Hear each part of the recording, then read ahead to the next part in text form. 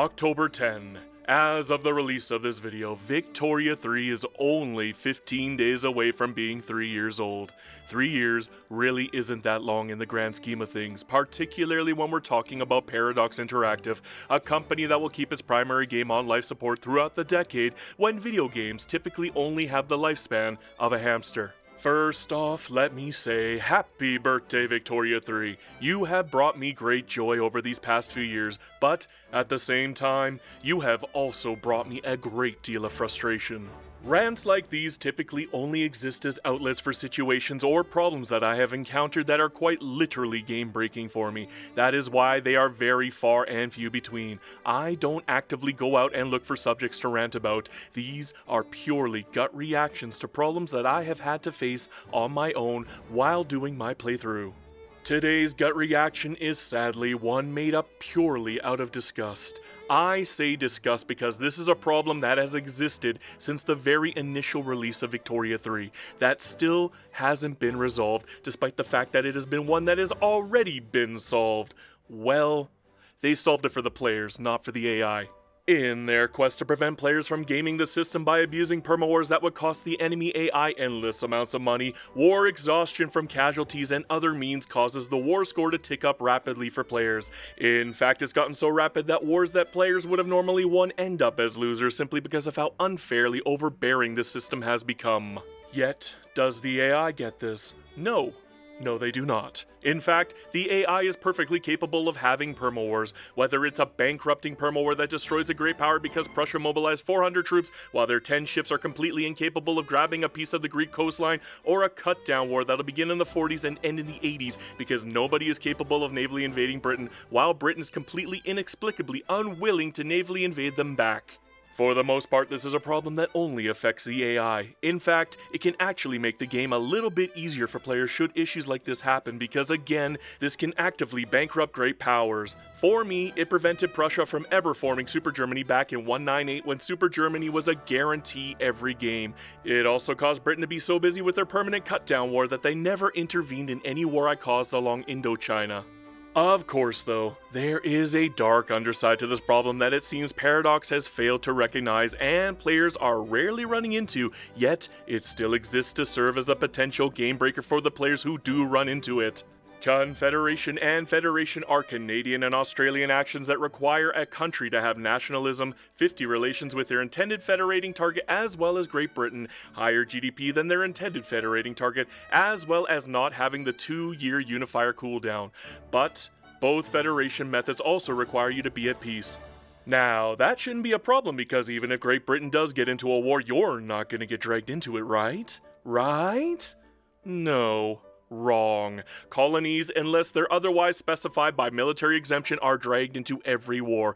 Even protectorates like the United Tribe and Ghana are dragged into every single war by way of military access, which Britain will do every single time, even if they like you. For the mass majority of players, this will not become much of a problem. Britain's war machine usually takes around 20 years to warm up, and they will not start going on their gallivanting across the universe until about 1856. By then, a good sizable chunk of the player base will have already unified Australia or Canada.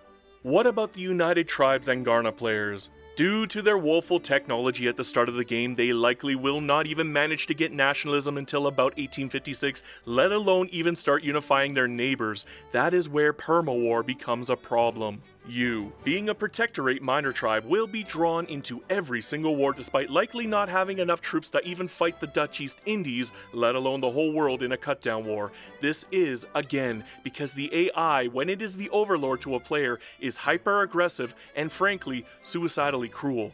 The AI wants to make you a puppet, and if you do not allow them to make you a puppet, they will do everything in their power to sabotage you. That means you will run into issues where Britain will declare a war on Egypt for Sinai, and they will never, ever, ever, ever, ever navally invade Egypt. Both sides will sit on a stalemate that can last for decades in the game, and you will never be able to unify Australia because you were forcibly drawn into the war with military access, and you have no means or capability of ending the war yourself because you are a backwards minor country with barely 10 ships. What are you to do? What are your options? Can't you break free? Well, no. There are no options. You're screwed. Hope you enjoy safe scumming because that is literally your only option unless you want to restart. You cannot even declare independence because you're in the same war as your overlord that they forced you into. So why is it this way? Why, oh why? Because their intended mechanic to force AIs to declare peace when the aggressor doesn't actually aggress is painfully slow to the point of being absolutely worthless. When the white peace modifier is already plus 64, but Britain's desire to white peace is minus 71, you're going to be waiting a while. Now, compare this with the fact that you had better win your wars within the first 3 years of aggressing because war exhaustion is coming for you, and you will see just how slanted and unfair these mechanics really are. However, I'd like to put a caveat out there. This is an issue that will rarely ever come up. Very few people are likely to even try Garna or the United Tribes, and most Australian and Canadian miners will unify long before Britain becomes schizophrenic in the 60s. However, it is still a frustrating mechanic, and overlords should not have that level of power to screw with players. When people tell me that I should stay a protectorate to an overlord for the myriad of benefits, I mostly scoff at them and call them crazy, because Britain will get into a cutdown war that I will get dragged into, and my front will get swarmed by thousands of troops that are angry at Britain and not me. Yeah, I know, it is rare, but it does happen, and when it does happen, it is a game breaker, because Britain will not declare peace for a decade while you're occupied, because again, Britain cannot be navally invaded. They do not care about you. In fact, they hate you, and they will actively sabotage you because you're the player. It's about time that Paradox revisited the white peace mechanic. They should increase the speed at which it ticks upwards by at least 5 times. Perhaps more importantly, they need to add the war exhaustion mechanic to other countries. I think it is extremely unfair that players get such a detrimental mechanic used against them when the enemy AI has lost nearly 10 times their troops. The very idea of rules for thee as a player, but not for me as an AI, is very, very irritating. On that note, all great powers should be penalized the worst for not actually being an aggressor when they started the war in the first place. It's not like Tuscany is going to invade Prussia when they pick a fight. Now are they?